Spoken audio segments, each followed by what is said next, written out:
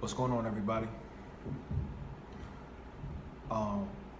Right now I'm going to talk to you guys about the young man named Willie Mccoy. I'm looking over here because I have my laptop open and I'm reading as I talk to you. So it says, it was Saturday night, February 9th, and Willie Mccoy, a 20-year-old black man, was seen asleep or passed out in his car in the drive-through lane of a Taco Bell in Vallejo, California. Then someone called the police. Okay. I'm not going to read it anymore because I already saw the video of what happened to Willie Mccoy. The first cop on the scene, or at least the main cop that had the camera on him, the body cam. The first thing this coward did was go like this.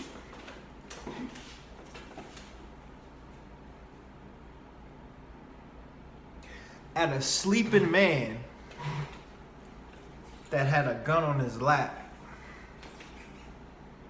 A black man in his car, windows rolled up, it's quiet, and he was asleep. The man was asleep. But you got your gun like this. Uh-oh. Uh-oh. Because a sleeping man was about to shoot you in your fucking head. That's why. This is what you cowards make it seem like. This is what you cowards make it seem like. You make it seem like a sleeping black man with a gun on his lap is about to fucking blow your goddamn brains out. Like, how? I'm trying to figure out how you could be so scared, how you could be so afraid, so terrified of this human being we call a black man. Okay. So, now that I got, the animation part out of the way, let's seriously talk about this thing, because this shit gets me excited. Talking about this situation gets me excited. That same cop called for backup. So he had another coward to his right. As the cop was still like this.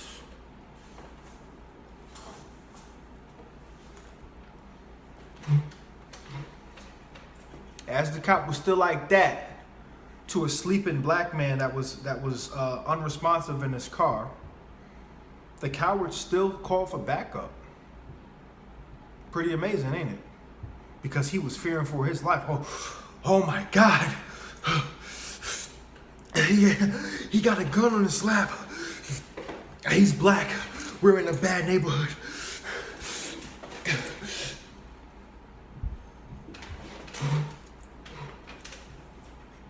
That's how he really felt. So when he called for backup, and the first other officer that was there to his right, he said that he was going to try to open the door. So as this other coward acted like he was going to open the door, I don't know if the people that saw the footage, I don't know if y'all were paying attention, but when that other coward reached for the door, he didn't pull on it. And after he finished touching the door like a pussy, he said, "Oh, it's locked. Oh, it's locked."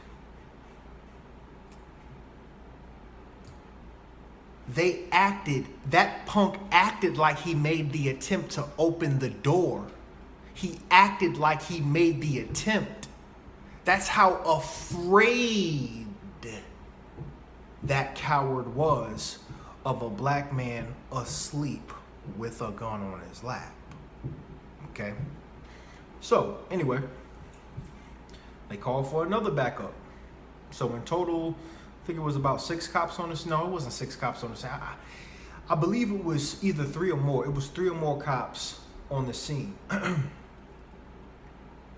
To make a long story short, Willie McCoy finally woke up. You know what? You know what part bothers me the most though? The fact that they didn't even knock on his window. They could have knocked on this young man's window to wake him up. I'm not really even bothered about you having a gun pointed at him. That's actually a good thing that you had your gun pointed at him, right? But that was your intent. It was your intent.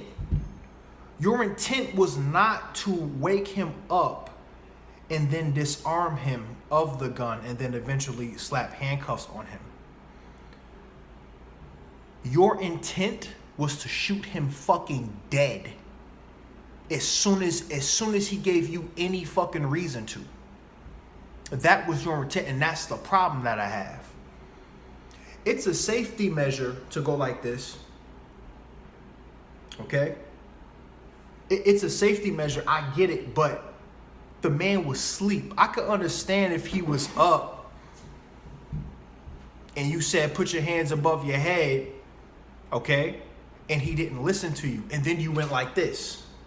That would be a lot more understandable. But the simple fact that you just had it like this the whole time and the man was asleep, I mean, that's pitiful.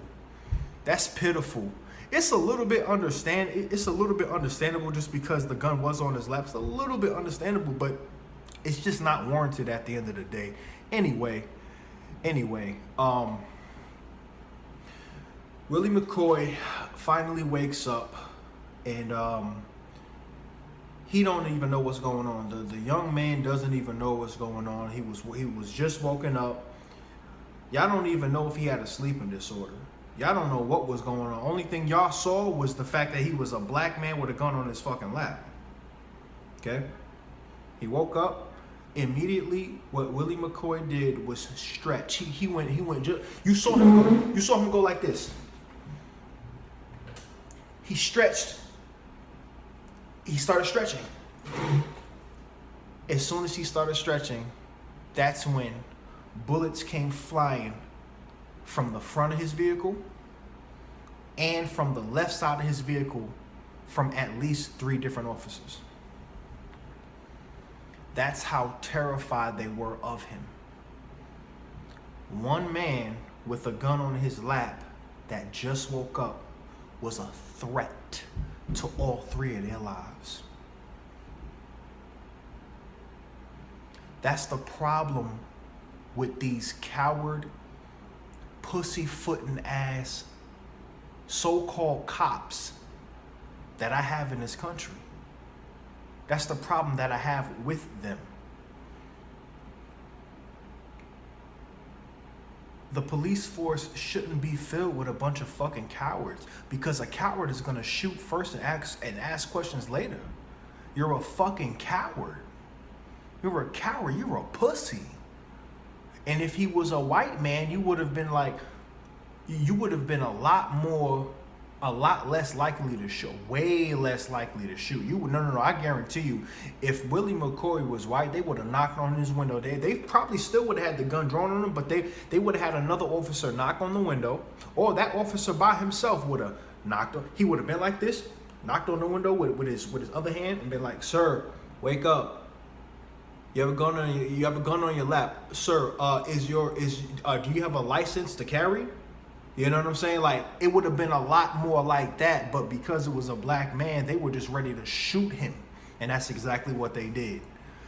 So, tell me what y'all think about this video. You know what I find interesting? You know what I find real interesting? I find it interesting that these police killings, these police on black male killings are still happening. It's still going on. I thought that at some point these cowards would get tired of it. They would be like, you know what? There's been a lot of that going on in the past. Like, we should lay off of that shit. That's what a normal person would do, but these are not normal people. These are vampires. These are real life vampires. The cowards you see in uniform, the majority of them, they are real life vampires.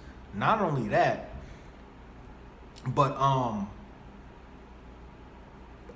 they do what they do in order to keep a particular power structure in existence. Whenever us as black people, whenever we see something like that go down, happen on video, whether we see it with our own eyes or whether we see it on video, it's a psychological form of slavery. It reinforces a way of thinking on black men. It reinforces a slave-like mentality. This is the reason why these police killings are still happening. Okay? So that's basically it, y'all. I just need y'all to share this video with family and friends. Share it with whoever you can. It's King Leo coming at you again. Y'all already know what it is. You know what? And there's a new track I'm working on.